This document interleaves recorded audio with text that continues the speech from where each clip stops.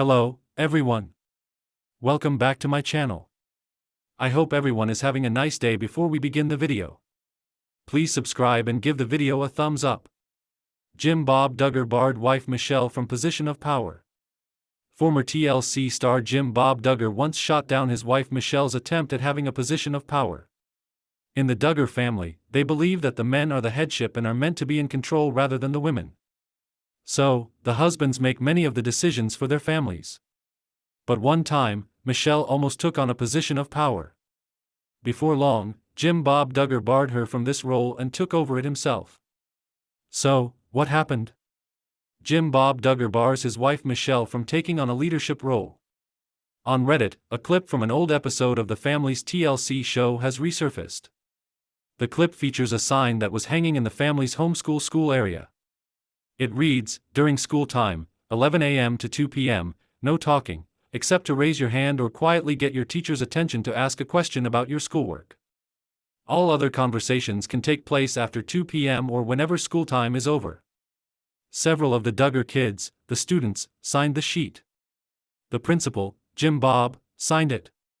And Michelle added her signature as the superintendent. However, as you can see below, someone drew an arrow between the principal and superintendent, seemingly suggesting that the roles should be switched. So, it looks like Jim Bob Duggar is supposed to be the superintendent while Michelle is the principal. 19 kids and counting viewers have a lot to say about this. On Reddit, Duggar fans and critics are discussing this scene and talking about how Jim Bob wanted to make sure his wife didn't hold this position of power. The original poster writes, "Throwback to when the Duggars realized that superintendents are principals' bosses, and the idea of Michelle being above Jim Bob was so offensive to their worldview, they had to add a little arrow to switch the titles." Someone else says, "He couldn't even take this? Every single time I think I can't like him less, he manages to find a way. What a loser. He can't even pretend to have a female boss in that make-believe school of theirs. Unbelievable," another Duggar fan adds. Many similar comments are rolling in about Jim Bob and Michelle's viewpoints on power, even in their home or for their children's education. So, do you think this is interesting? Do you recall seeing this on TLC years ago? Share your thoughts in the comments section below. And come back to TV shows Ace for more news on Michelle and Jim Bob Duggar. In the shadowy corridors of their sprawling Tontatown compound, a quiet power struggle once simmered beneath the surface of the Duggar family's famously polished image.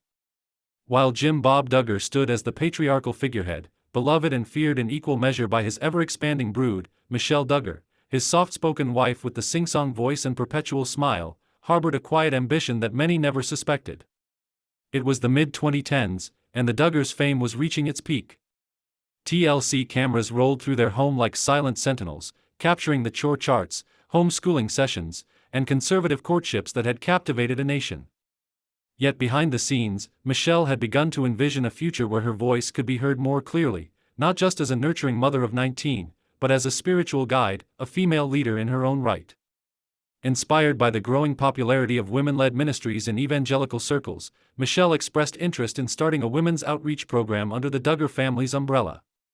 Her vision was modest at first: a Bible study group, online devotionals for Christian mothers, and perhaps even a spin-off blog where she could write candidly about motherhood, faith, and the challenges of submission.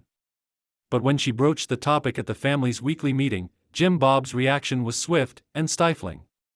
"Michelle," he said, offering a tight smile that didn't reach his eyes, "your role is already the most important one, raising the children and supporting me. We don't need to confuse the order God has set." Though his tone was calm, the message was clear: Michelle could not have power in the public eye beyond what Jim Bob had pre-approved. Any platform she gained risked undermining his control, both within the family and over the carefully curated public image that sustained their fame. Privately, Michelle was devastated. For years, she had been the face of maternal grace and Christian humility. But now, as she sought to share deeper parts of her journey, the frustrations, the doubts, even the quiet rebellions, she was denied. Jim Bob feared that too much transparency, especially from a woman, might tarnish their brand and disrupt the hierarchical structure he so deeply believed in. So Michelle relented. The blog never launched. The women's ministry was quietly folded into a family devotional night, led by Jim Bob. And the public would go on seeing her as they always had, the smiling matriarch standing just behind her husband, supportive, sweet, and silent. But something had changed.